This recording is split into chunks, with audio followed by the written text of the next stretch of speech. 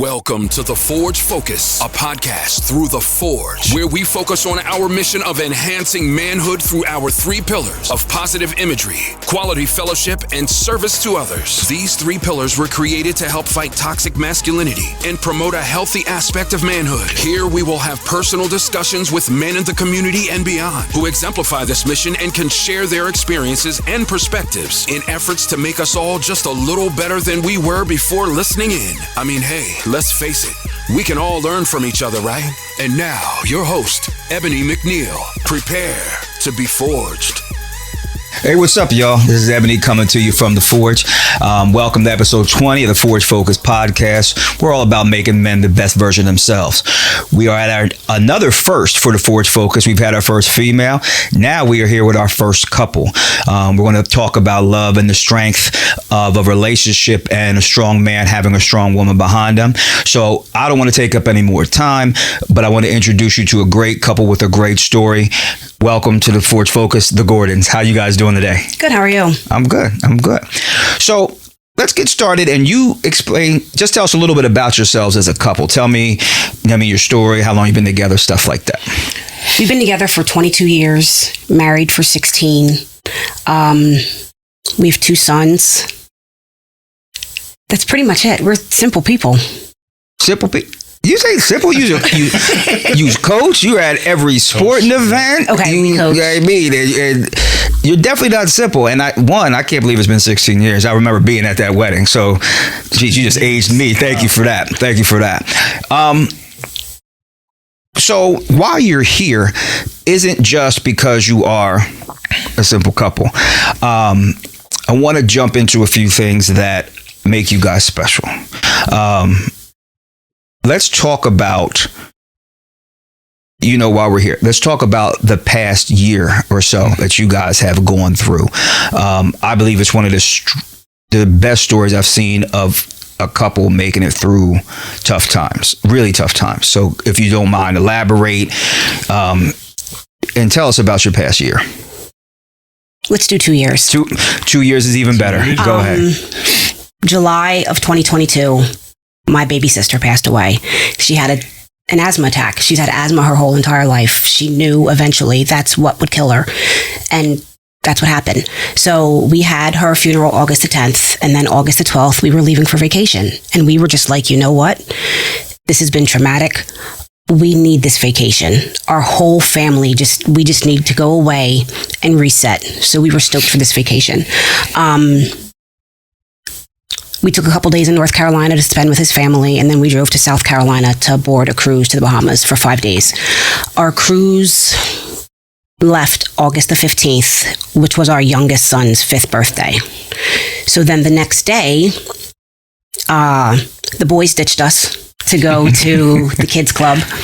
So then we were on the deck having drinks, just talking about like everything with Amanda and what our future looked like for our family. And Bryson's going to kindergarten and playing sports and what the next thing is going to be. So I had to go get the kids from the kids club. And Brandon said, I have a headache. I don't know. I didn't anything. He doesn't remember most of this. Anything. Okay. Nothing. You didn't even remember that. No. Wow. So he said, I have a headache. I said, all right, so just take some Tylenol or something, and I'll go get the boys. They're not that far. I'll be gone maybe 5 minutes. So I come back. The kids are coming down the hall. They had a little celebration for Bryson's birthday. He's telling me all about it. And a woman says to me, don't go down that hallway. Someone threw up down there. And I said, hold on a second. My husband was just standing there. So now I'm running to see what happened. Right. So I run down the hallway, and he is unconscious in his own barf in front of the elevator, almost like he knew something was happening and tried to get help, but his stroke stopped him. Wow. In his steps. So I'm calling his name, slapping his face. And my first thought is, what the heck happened? We didn't even drink that much. Yep. That was my first thought. So someone called the cruise ship doctor, and they tried to pick him up to get him into a wheelchair, but he was fully unconscious. And at this point, he's paralyzed on his left side. Again, I didn't you don't even remember any of this? Nothing. So they couldn't it took like 3 or 4 people to pick him up. He's a big guy. He's a big guy to get him downstairs to the doctor. So the cruise ship director came and took the kids and was like, I will take care of the kids. You worry about your husband. So we're down there and the doctor is assessing him. And the doctor says to me, I'm pretty sure he had a left hemisphere hemorrhagic stroke. My heart sank. What? Yeah. Because at this point, he's 43. 43. Wow. Who has a stroke at 43? So at this point, we are in the middle of the ocean. Like all the way out. Yes, all the way out. We were in international waters and couldn't even call the Coast Guard. Wow. So we're trying to figure out what do we do in order to get him to medical treatment. So we are about 8 hours from Nassau. 8 hours on the ship from Nassau. So the doctor makes some phone calls, talks to the captain, talks to some people somewhere to speed up the ship in order to get him to Nassau quicker. So then that took us 6 hours to Nassau instead of 8. So thankfully, they were able to intubate him while he was on the ship. So that probably saved his life. Whoa. Yeah. I don't. So, Wow. This is. So you're actually hearing like the story yourself right now. Yeah. Yeah. Wow. so we get to Nassau and a company called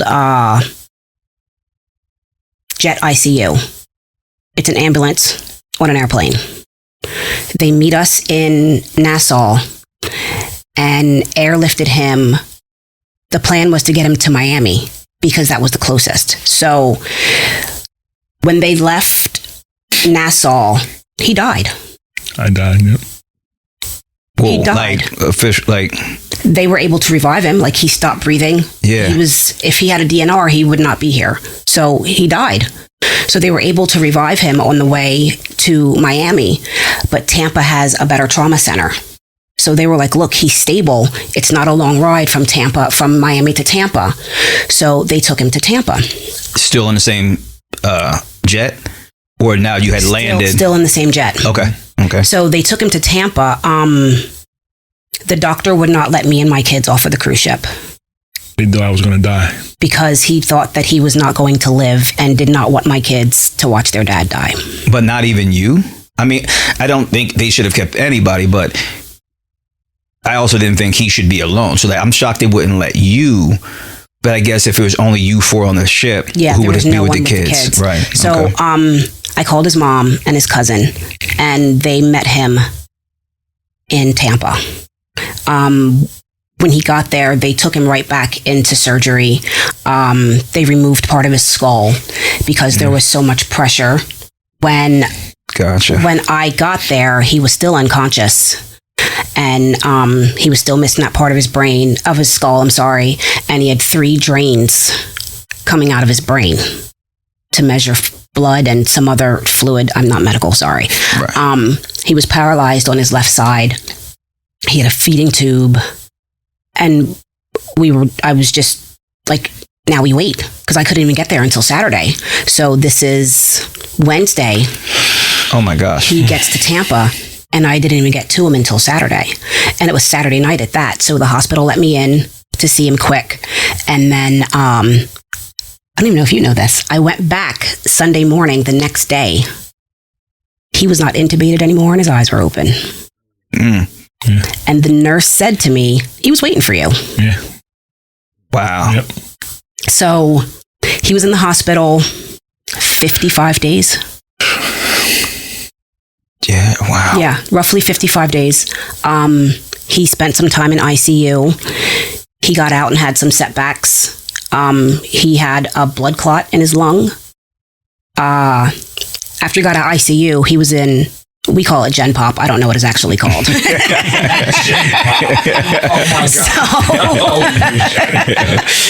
was in Gen Pop, and so we're like, okay, this is going good. He's going through physical therapy, occupational therapy, speech therapy.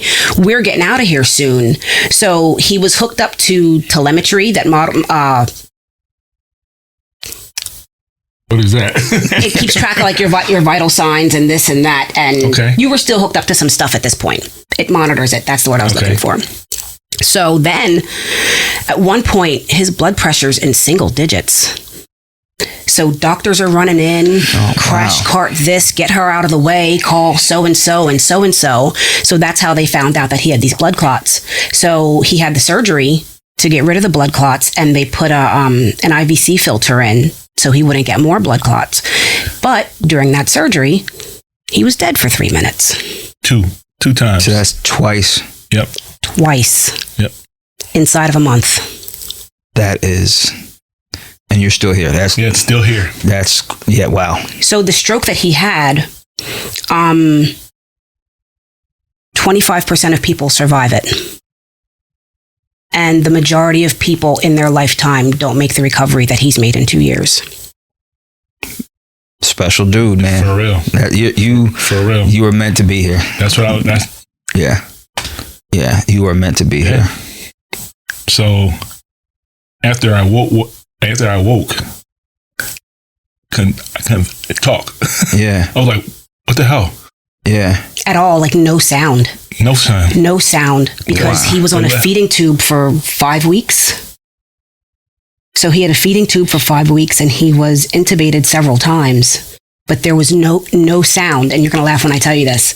So I would like tickle his feet, thinking like he'll laugh.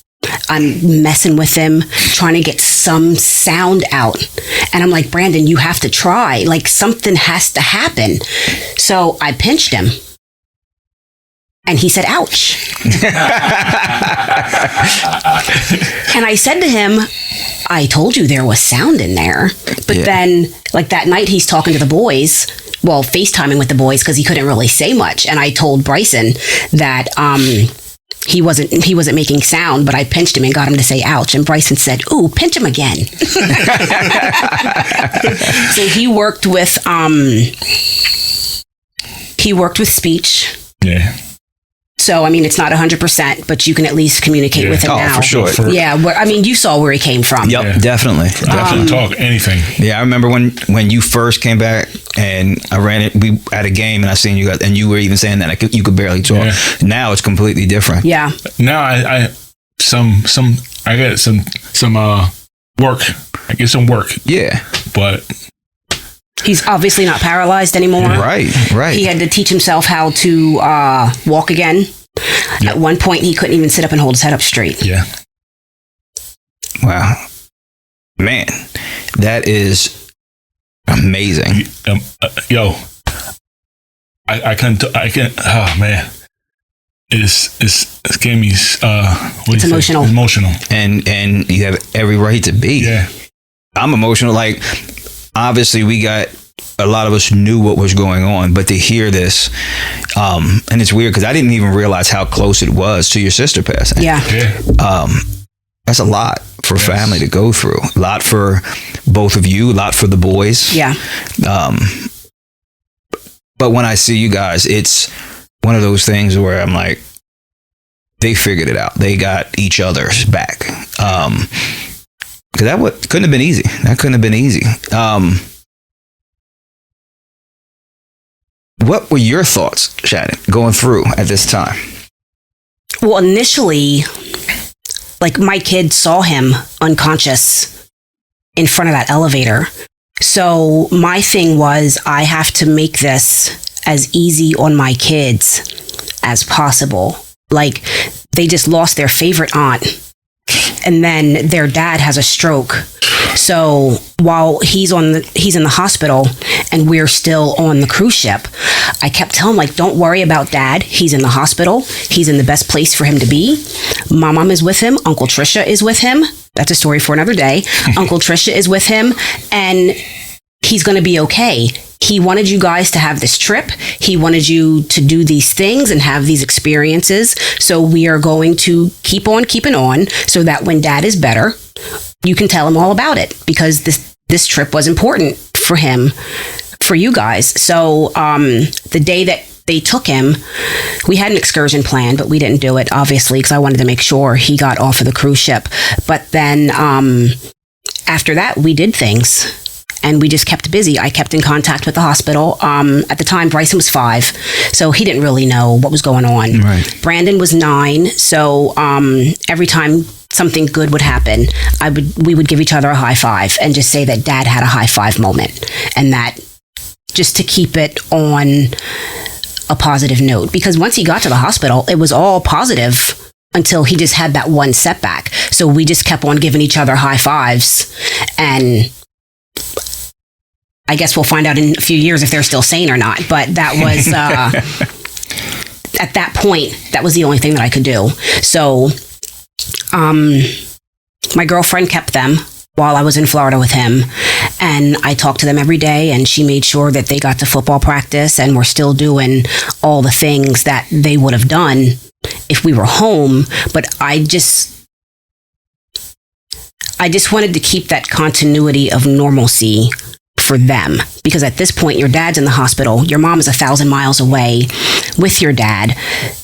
The best thing was for them to be in their environment with their friends doing the things that they've always done. Mm-hmm. Yeah, especially like you said, when they got to see their dad in such a vulnerable position. You know, young boys, their dads are their superheroes. Their dads are who they want to be like. They look for that approval. So to see the person who they probably felt was the strongest at the time, at his weakest, did they ever voice how that made them feel?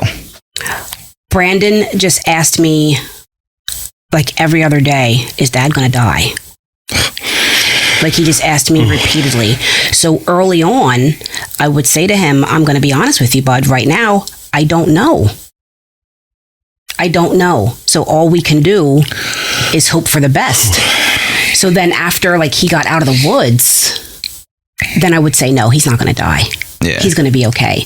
But then, like, he would do, like, little things in the hospital. Like, he called himself trying to dance the one day, and another day he grabbed my butt. And I was like, oh, he's going to be fine.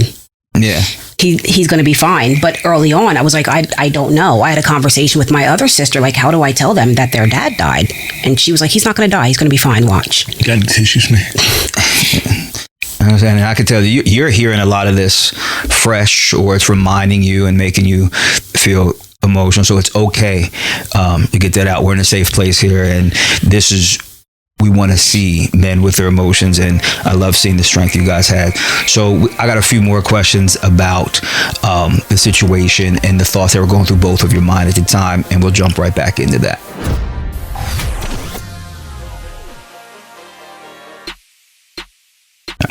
So we've all been blessed with the story you guys just went through, and it's awesome we get to see the recovery back to where he has come. So I want to say thank you for helping this man and backing him and being strong. But something that drastic, the ability to push through it, doesn't just happen for any couple. I'm going to be honest with you. So let's jump back even farther than 2 years. Do you think there were times in the past that were tough that built you as a couple to be able to handle such a very tough time? Like, were there little steps where you realized you were tighter knit and stronger than you thought, and that made you be able to fight through all this? Y'all can be honest. Y'all be honest. Come on. I never seen people. They look at each other like, who gonna answer? I would say trying to have our kids. Both of our boys are fertility drug babies. I have polycystic ovary syndrome, which means I don't ovulate regularly or oftentimes on my own. And we didn't know this at first. So we were together for 6 years when we got married, and Brandon always wanted to have kids. like, I'm not going to say day one, but maybe day two. He always wanted to have kids. I was the holdout because I kept telling him, you are not going to make me a mom before you make me a missus. I like that. And I stood by that. Yeah. So then maybe a couple of months before our wedding, I mean, at this point, I'm 32. I was 32. Something like that. Yeah. So I went to go talk to my gynecologist, and I told her, like, this is how old I am. This is what my plans are. And she was like, okay, we're going to run some tests.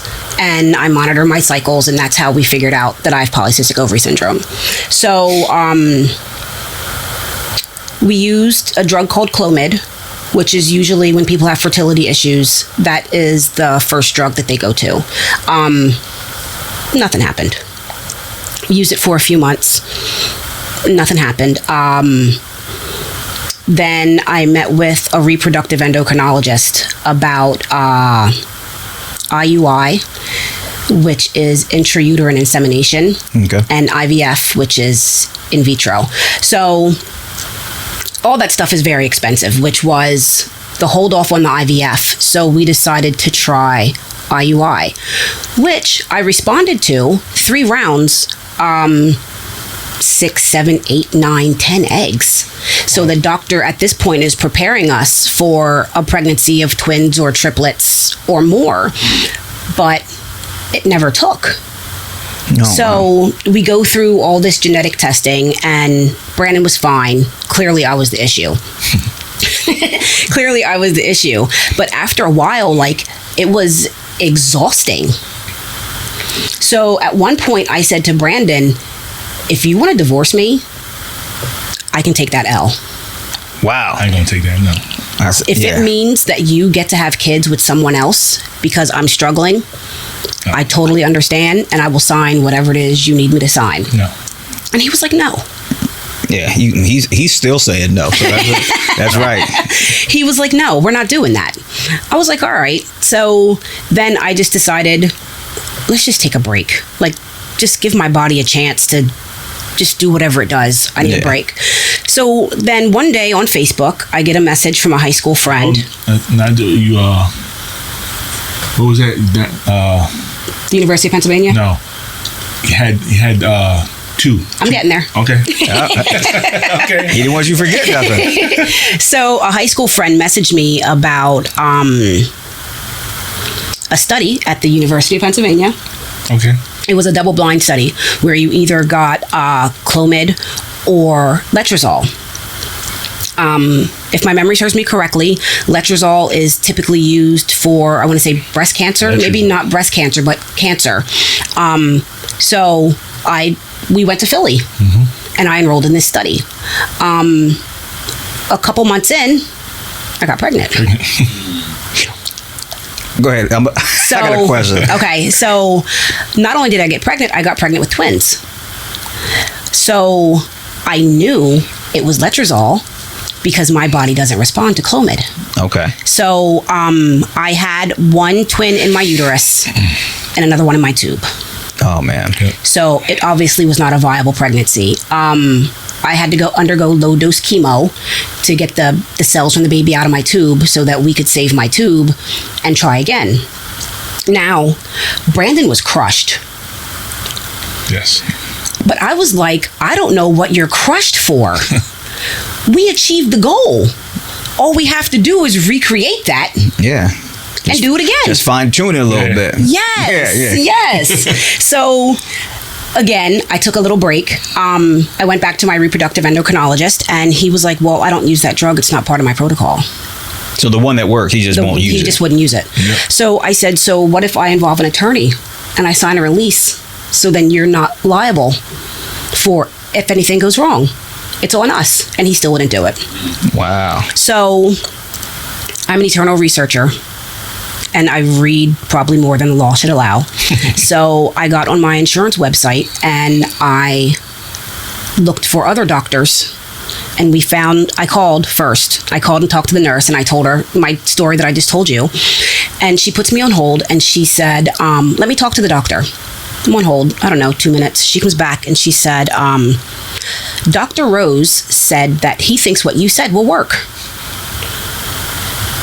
And I was like, all right, bet. Yeah. So I had already had a sinus surgery scheduled. So she was like, we'll hold off until after your sinus surgery and then make an appointment and come see us. So I did. We went. Every doctor told me I needed to lose weight. I see your face. Every doctor told me I needed to lose weight. And Dr. Rose said, you don't need to lose weight. That's what I was about to say. What? Right. Dr. Rose said, you don't need to lose weight. Your weight is fine. Your baby is going to use that weight. Fine. So we went back through the letrozole, and there were 2 eggs. We got pregnant on the first shot. First day. Okay. 1 egg fertilized. You know him as Little Brandon. and there we go. And as far as the weight goes, I gained 11 pounds in that pregnancy. But Yeah. Brandon, he gained the weight. Oh. He took all the weight up. So Brandon was born 18 and a half inches long. Like, to look at him now, you wouldn't know. Yeah. 18 and a half inches long. He weighed 7 pounds and 4 ounces. At his 2-week checkup, he was 22 inches long. Man, he was waiting. Let me out. Yeah. He ran out of room. Yeah. Wow. But we wanted the second one. That's what I was going to say. So how? But she nah, I don't know about that. So I was trepidatious because You could tell you read. You said trepidatious. so Look, I was leery. I'm a Google. I was leery because Black Eyed Peas. Yeah. She said trepidatious. when I was pregnant with Brandon, like by my 7th month, I was lightheaded and near passing out regularly to the point where I couldn't even work anymore. I couldn't stand up very long without getting lightheaded. And then I was in labor with him for 44 hours before having an emergency C-section. And I'm just like, this does not sound like it would be fun to do again. Yeah, exactly. This is a one-time show. Yeah. And plus, it took us 4 years Gotcha. between when we got married and actually had him. So Brandon talked me into it. I didn't go back to the same doctor because he retired and moved to Florida, but I actually talked my current gynecologist through the plan that Dr. Rose and I had, and she was on board with it. Okay. So then it took 2 tries to get Bryson. It took 2 months to have Bryson. Oh, because man. It was 1. No, it was 2 because we knew what to worked. do. Yeah. And then I signed the papers to have my tubes tied when I was 4 months pregnant with Bryson. He said, look, I did it twice. I ain't going back to I was Thursday. 41 when he was born. Yeah. So I had Brandon at 36 and Bryson at 41. So I was like, you know what? 2 is good. Yeah. And you 2. That's some energy right there. Oh my gosh. They keep Bryson? us busy. Oh my God. So Brandon, personality wise, is him. Me. Bryson is me. Yep. And because you knew me when I was Bryson's age, Yep. he's a firecracker. Yes. We're the same sign. Yes. Like he's a firecracker. Got it. So when you had what was going through your head? Because she said at one point you were really you were so upset when the first one didn't work out. So what was going through your head? Because she said you were way more upset than she was. So what were your thoughts? Like, what were you thinking of that made you so upset? Because I always had the kid. I always wanted to have a child. Gotcha. So once I'm having my trouble with my speech, man. No problem, man. No problem. Take your time. Once we found out that she wasn't, oh my God. That we couldn't keep the babies. Yes, that's why. So it was literally a matter of maybe 48 hours. Like we were on this high. Yeah. And then it crashed. Wow. So yeah, I can imagine how that would really hit hard. Yes. That really hit hard. So now you guys are straight. So, so you guys have been through a lot in just a short I don't want to say short as in like demeaning it. You know, I don't mean that. But there's people who have been together 40, 50 years. You guys have gone through this, two huge things in, 16 you said, right? Married for 16, Married for together 16 for 22. years. Yeah, wow. Whew. What do you think, and either one of you can do, what do you think kept you together through this? Because obviously those are two big events, but there's times in the middle.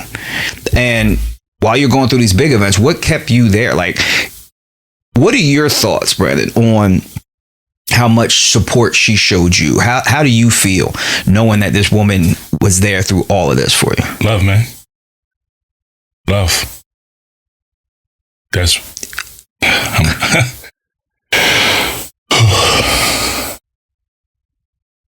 I'm sorry. It's okay. Don't be... Look, man, that's what... Yeah, don't be sorry, bro. Don't be sorry.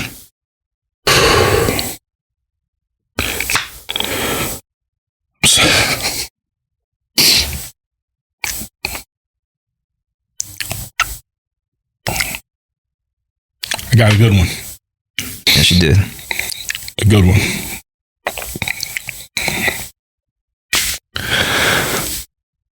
I'm sorry.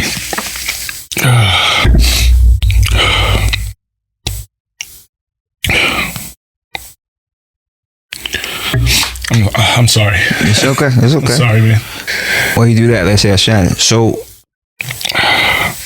off camera, we were talking. There's plenty of people that I run into where they leave someone at the worst times.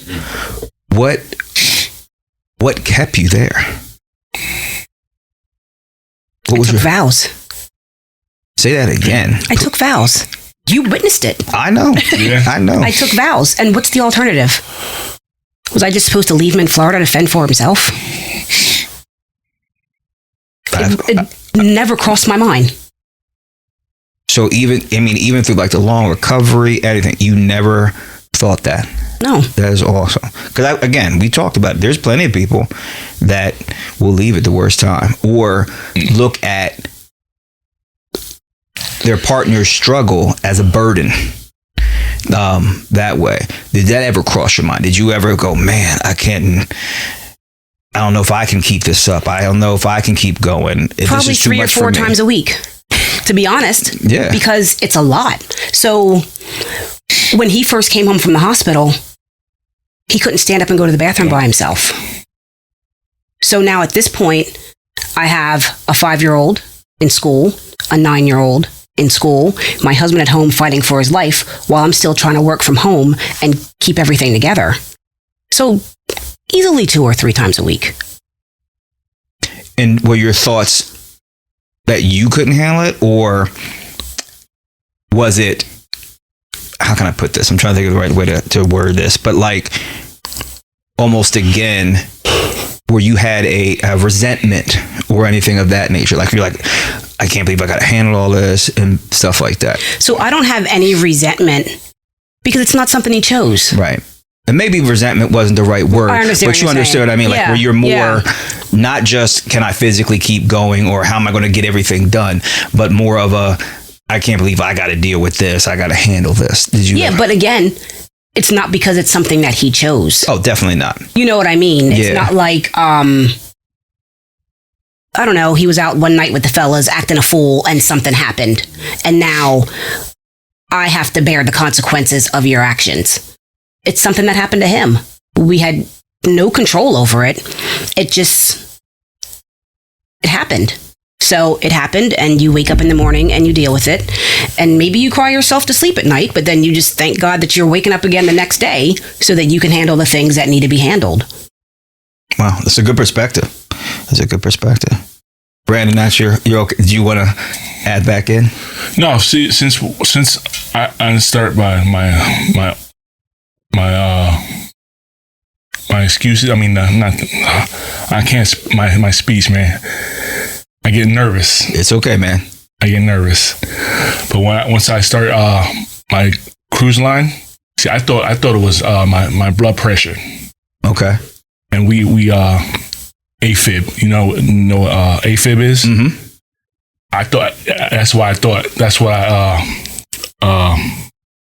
He initially thought his stroke was caused by his high blood pressure. Before I knew what actually caused the stroke, I was mad. Why? Because you can control your blood pressure. You know what I mean? Like you can eat better. I was almost mad at you. I was. You can control your blood pressure. You can eat better. You can exercise. You can do this. You can do that. But it was actually his atrial fibrillation that caused the stroke. Well, that's what I was going to ask you. We never actually touched base on what caused it. So what does, break it down. What does that mean? Like, since it wasn't his blood pressure, what actually was the cause? So he has atrial fibrillation. So his heartbeat will sporadically just do whatever it wants. Race. It'll race and race and race and race. And then it won't. Just for no reason. Yep. For no reason. The way the doctor explained it is he had a blood clot in this one little corner of his heart. And the blood clot dislodged, traveled. And then that's where the stroke came from. So now, a few weeks ago, he had heart surgery. Yeah. Not invasive, but they gave him a device called a Watchman device. It's like a dam that they implant in your heart so that he won't have that blood clot anymore. So the chances of him having another stroke are very slim. Gotcha. Pray. Pray. Yes. So I want to end on this question for you guys.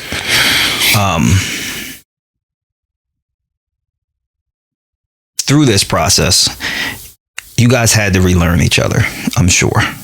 Especially because you, no matter what happened, so he's going through this, and you mentioned he had to teach himself how to walk, he had to do things like that. And then through that process, that's going to change him mentally as well. Change his heart, change his mind, change everything. And you having to go through your portion of it had to make a change as well. And I'm sure that helped you mature in ways you didn't know, be strong in ways you didn't know. Since this has happened and now that you're back on the mend, how has your relationship evolved from this scenario?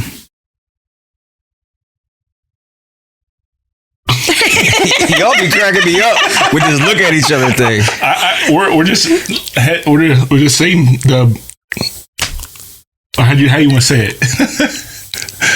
We're the same people. Okay. Brandon's less patient than he was before. He wasn't patient before. He's less patient than he was before, and I think I get frustrated, one, because he doesn't have a lot of patience, but yes, I do. A lot of the times he's so focused on what he's lost that he doesn't really take the time to appreciate what he still has. So that's frustrating that there's been a change there, because he'll say stuff and I'll just be like, really, dude? Like, this is what we're doing right now? Like, give me an example. Yeah. Look, he was an example too. Okay, so January of this year, Brandon started having seizures. Oh, yes. Okay. So because every time he has a seizure, like if you have a seizure, you can't drive for 6 months. So then every time you have a seizure, the clock starts over. Oh. Wow. Yeah. So he had one in January, March, May, July. And then we're hoping September goes well because it's been odd number of months. But when the doctor told him he couldn't drive, he was livid. And I'm like, dude, you can't drive. Yeah. So what? No. And then like he gets mad over his speech. Yeah. And I'm like, but you were paralyzed. Like, yeah. Look at what you're mad at. Like, you were paralyzed. And you're mad because your speech is a little garbled? Let's just temper our expectations here, because you've overcome so much. But you're focused on the have-nots instead of the haves. And I can imagine, like, when you want to get back to where you were. Yes, right. is tough for him. But I want to commend you again, because that's not a perspective that a lot of people take. You know what I mean? So I want to say real quick as we bring this to a close, I've known you my whole life. I've known you for a long time, but what I've seen here is inspiring to many others, myself and others. But I want to say this is a perfect example of at the Forge, we talk about manhood. We talk about being the best version of yourselves. But I'm also a strong believer we can't do it without a strong woman. And a lot of times that's where the odds come in. Strong men, strong women, people think they have to butt heads. And what it is exactly is not that. It's this. It's you being this woman supporting him when he's at his weakest, and him understanding how valuable you are because you did this, because all he could say was love. That moment hit me because that encompassed everything. Love, I got a good one. That shows how men value good women as well. And a good woman valued a good man, and she never thought about leaving. So I want to say thank you to both of you for coming on today and sharing your story, because this is a branch, and this is a portion that doesn't get talked about enough. And especially us as the Forge, we focus on manhood, but I wanted to make sure we talked about the strength of two good people and what that can mean. So again, thank you guys. Love you guys. This was amazing. And I'm sure you helped others realize sometimes they got to fight through it, and on the end of the other side it's going to be a great relationship. Thank you guys. You're welcome. Hey everybody, hope you enjoyed this last episode. If you have, please check back and check our previous episodes. Also, make sure you watch it, make sure you like it, and most importantly, make sure you subscribe to our YouTube channel. Here at the Forge Focus, we just want to make sure that we're sending out positive vibes and great information from men in the community who can affect it and affect society as a whole. So again, please stay tuned. We got some more great things coming up for you. Prepare to be forged. We hope you enjoyed this episode and, more importantly, learned some things that can affect your perspective on yourself and manhood as a whole. If you have found the value that we expect that you did, we encourage you to hit the like and subscribe button and share this video. Spread the word and tell anyone in your life who can benefit. We'll see you on the next episode. Prepare to be forged.